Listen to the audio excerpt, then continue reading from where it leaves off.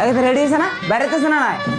হ্যাঁ বাবা রাও, আর অল্প টাইমের মধ্যে বেরিয়েছি। জলদি কর, এমনি বেসাল পারিস না, বহুত দিন হয়ে গেছে গা। এখন যাই তোর বিয়েটা ঠিক হইলো। ও বুঝছি বাবা, এত কর দরকার নাই। ঠিক আছে, তুই কোনো ভালো একটা ছিল না যে হারা মুখটা সাবান দিয়ে সাফ করে আয়। কে বাবা? আরে গেদা, কালকে তোর মুখ দিকে 2-3টা বিয়ে ভেঙে গেছে গা।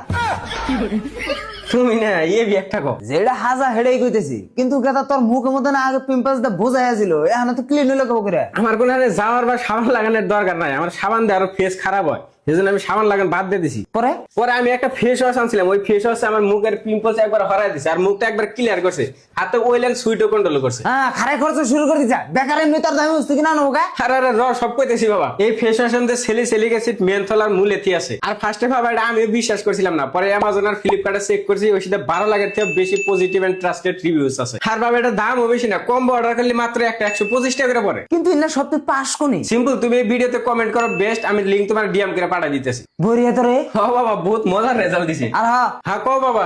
তোর স্কুলের ম্যাডাম হইতেছে, আমিও ইউজ করবো নি ফেস ওয়াশ।